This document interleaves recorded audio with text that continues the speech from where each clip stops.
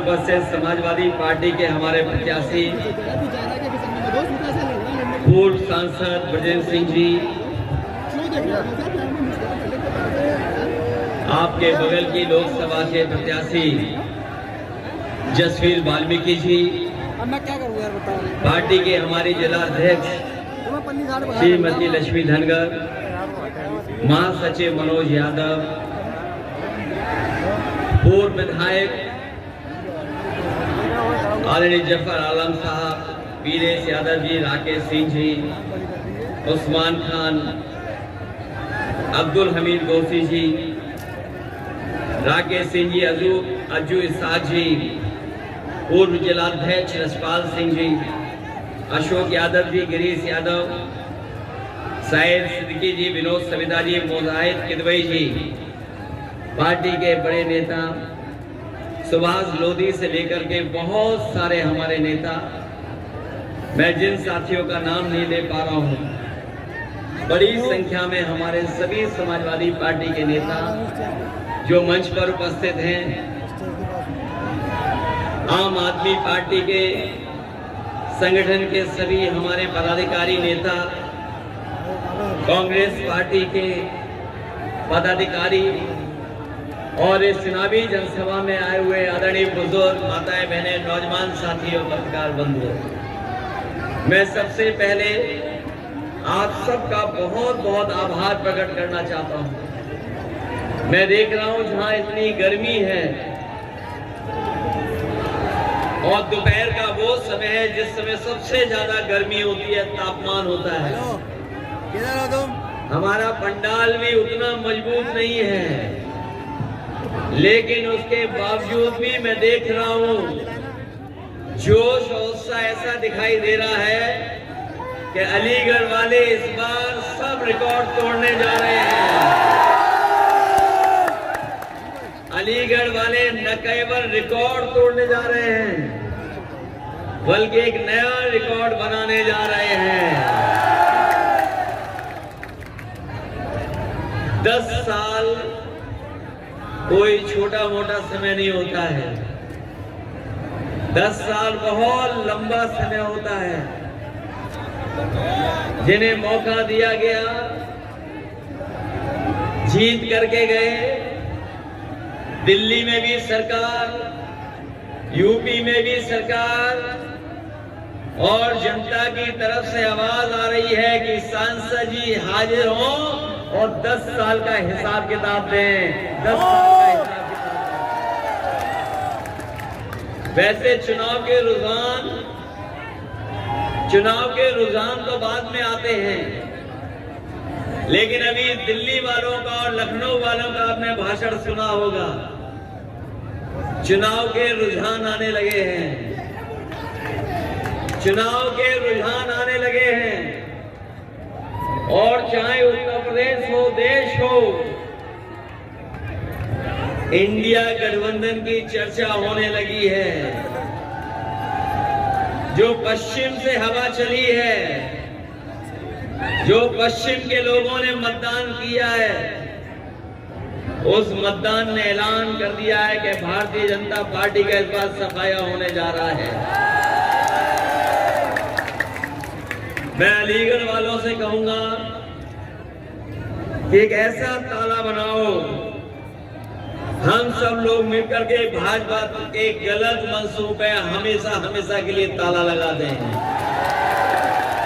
ये जो मंसूबे हैं उनके नफरत फैलाने के, ऐसा ताला लगा देना कि हमेशा हमेशा के लिए नफरत बंद हो जाए। और अलीगढ़ ने कभी एक बार नहीं, न जाने कितनी बार सौहार्द का परिचय दिया है, भाईचारा का परिचय दिया है। ये जो हमारी मिली जुली संस्कृति है, जहां हम लोग मिलजुल करके रहते हैं, जो लोग सत्ता से बाहर जाने वाले हैं, उनके भाषणों में चुनाव के परिणाम का रुझान दिखाई देने लगा है। इन्होंने मन की बात तो की है,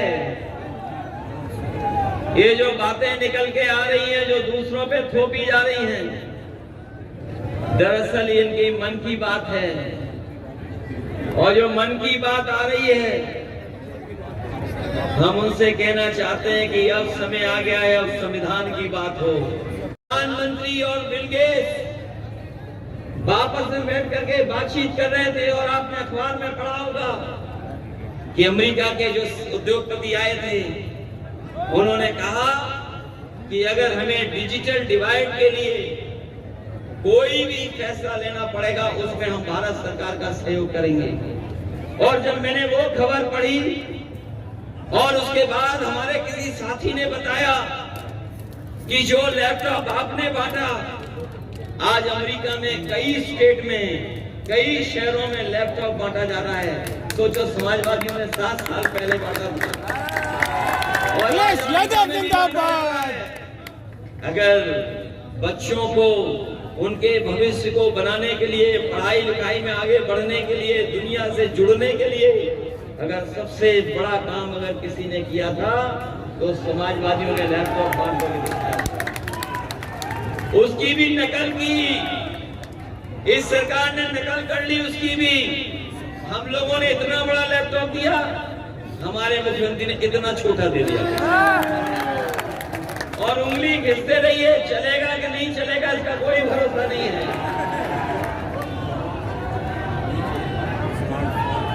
आपको याद होगा, यहाँ पर बिजली का कारखाना सबसे बड़ा किसी ने लगाया तो समाजवादियों ने लगाया। हरदोगंज में 660 सुपर क्रिटिकल प्लांट, मुख्यमंत्री नाम नहीं ले पाते उसका।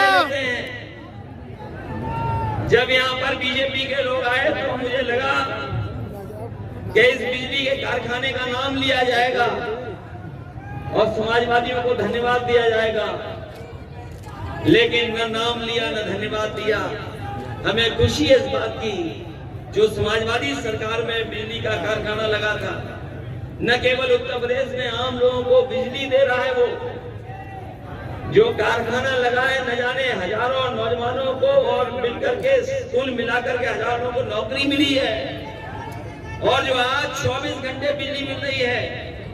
अगर सबसे बड़ा योगदान, सबसे ज्यादा सब स्टेशन बनाने का और बिजली कारखाने का लगाने का अगर किसी ने फैसला लिया था तो समाजवादियों ने लिया, उसी का परिणाम है कि आज अखिलेश यादव जिंदाबाद ज्यादा मिल रही है।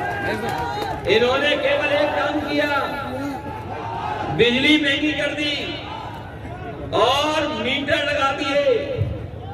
इनके 2 नंबर वाले नेता एक दिन भाषण में दे रहे थे, आप गूगल करके देख लेना, उन्होंने कहा था कि हम फ्री बिजली देंगे, फ्री बिजली देंगे।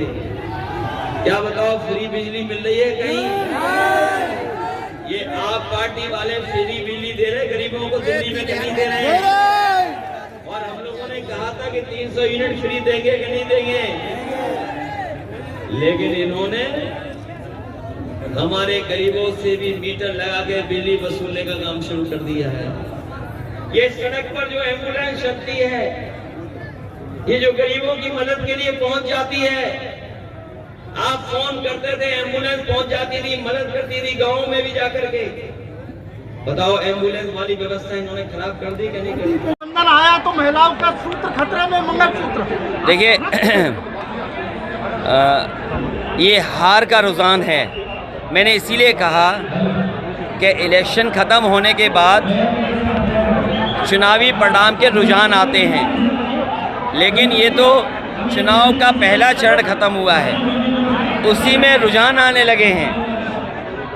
ये भाषा का इस्तेमाल करना, इस तरह की बात करना हमारे लोकतंत्र को कमज़ोर करता है। जो संविधान है, जो इलेक्शन कमीशन है, इन चीज़ों पर रोक लगाता है। ये तो मन की बात है जो किसी और के माध्यम से किसी और पे थोप के कही जा रही है, लेकिन जनता जानती है कि किसान बर्बाद हुआ है और नौजवान की 1/3 जीवन बर्बाद हो गया। सोचो 10 साल में, और उम्र क्या होती है एक जीवन की, तो 1/3 जीवन इन्होंने खराब किया। इसलिए नौजवान और किसान और व्यापारी मिलकर के सरकार का सफाया करने जा रही जनता।